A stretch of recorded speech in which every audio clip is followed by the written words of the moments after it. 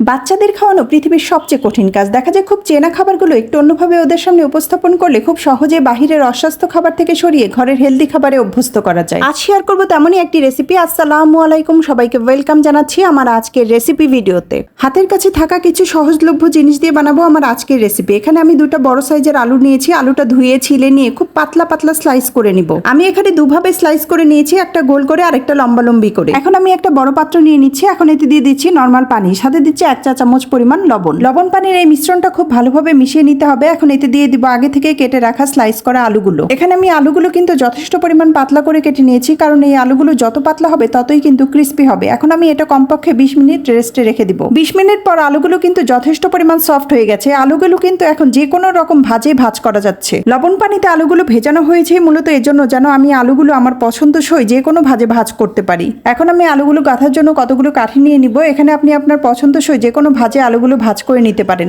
আমি এখানে দুভাবে ভাজ করে দেখাবো। প্রথমে আমি লম্বালম্বি আলুকে পেঁচিয়ে অনেকটা পাস্তার মতো করে বানিয়ে নিব। পরপর কয়েকটা আলু আমি একইভাবে কাঠিতে গেঁথে নেব। এখানে আপনি বড় বা ছোট আলুর স্লাইস মিলিয়ে স্টিকে গেঁথে নিতে পারেন। এই তো আমি একটা গেঁথে নিয়েছি। এখন গোল করা আলুর স্লাইস দিয়ে আমি আরেকটা স্টিক গেঁথে নিব। গোল করা আলুর স্লাইসটা আমি মাঝখানে একটা ভাঁজ দিয়ে স্টিকে গেঁথে নিব। ডিজাইনটা পুরোটাই চোখের ব্যাপার, আপনার চোখে যেমনটা ভালো লাগে তেমন ভাবে আপনি করে নিতে পারেন। তো একইভাবে আমি পরপর কয়েকটা স্লাইস গেঁথে নিব। আপনি যদি বড় পাত্রে ভাজতে চান তাহলে স্টিকগুলো আরো বড় নিতে পারেন। তো যাক, আমার সবগুলো স্টিক কিন্তু এর মধ্যে গাঁথা হয়ে গেছে। এখন এগুলোকে যথেষ্ট পরিমাণ ক্রিস্পি আর মজাদার বানানোর জন্য আমি একটা ব্যাটার বানাবো। এখন আমি সাইজে একটু লম্বা পাত্র নেব যেন এতে আমার স্টিকগুলো ডোবাতে সহজ হয়। এরপর এতে দিয়ে দিব 2 টেবিল চামচ পরিমাণ ময়দা, 1 টেবিল চামচ পরিমাণ কর্নফ্লাওয়ার। এখানে আপনার কাছে ময়দা না থাকলে কোনো সমস্যা নেই, আটাও দিয়ে দিতে পারেন। এরপর আমি দিব 1/2 চা চামচ পরিমাণ পার্সলে পাতা।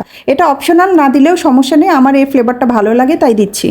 এরপর দিব 1 টেবিল চামচ পরিমাণ চালের গুঁড়া আর কুচি করা ধনেপাতা। এখানে ইউজ করব নর্মাল ঠান্ডা পানি। পানিটা একটু একটু করে দিবেন, তা না হলে মিশ্রণটা অতিরিক্ত পাতলা হয়ে যেতে পারে। ব্যাটারটা খুব বেশি পাতলা করা যাবে না, আবার খুব বেশি ঘনও হবে না। এরপর এতে দিয়ে দিব 1 চামচ পরিমাণ আদা রসুনের পেস্ট আর স্বাদ মতো লবণ। আমি এখানে কোনো মরিচের গুঁড়া বা কাঁচামরিচ কোনোটাই ইউজ করিনি, যেহেতু বাচ্চারা খাবে তাই আপনি চাইলে সামান্য মরিচের গুঁড়া এখানে ইউজ করতে পারেন। আমার ব্যাটারটা একদম রেডি। এখন স্টিকের গাঁথা আলু এতে ডুবিয়ে নিব। চামচের সাহায্যে আলুর উপরের অংশ ব্যাটারটা ভালো করে দিয়ে দিব। মিশ্রণটা ভালো করে লাগানোর পরে স্টিকটা একটু তুলে ধরে রাখতে হবে যেন অতিরিক্ত মিশ্রণটা নিচে পড়ে যায়। এরপর সরাসরি এটা তেলে ফ্রাই করতে চলে যাব। তেলটা যথেষ্ট পরিমাণ গরম হলে এটা তেলে দিতে হবে। আলু হচ্ছে খুব সাধারণ একটা সবজি, কিন্তু এর বৈশিষ্ট্যগুলো কিন্তু অসাধারণ। আলু হলো প্রতিটি বাড়িতে পাওয়া সবচেয়ে সাধারণ খাবারগুলির মধ্যে একটা। আলুকে কার্বোহাইড্রেটের ভান্ডার বলা হয়, তাই আপনার বাচ্চা ভাত খেতে না চাইলে আলু হতে পারে ভাতের বিকল্প কোনো খাবার। আমার কিন্তু স্টিকগুলো ভাজা হয়ে গেছে। খুব ক্রিস্পি আর দারুণ স্বাদের এই আলুর স্টিকগুলো ছোট বড় সবারই খুব পছন্দ হবে। খুব ইজি কিন্তু দারুণ মজার এই রেসিপিটি কেমন লাগলো অবশ্যই কমেন্টের মাধ্যমে জানাবেন। ভালো লাগলে লাইক, কমেন্ট বা শেয়ার দিয়ে পাশে থাকতে পারেন। কথা হবে নতুন কোনো ভিডিওতে। সে পর্যন্ত ভালো থাকবেন সবাই। আল্লাহ হাফেজ।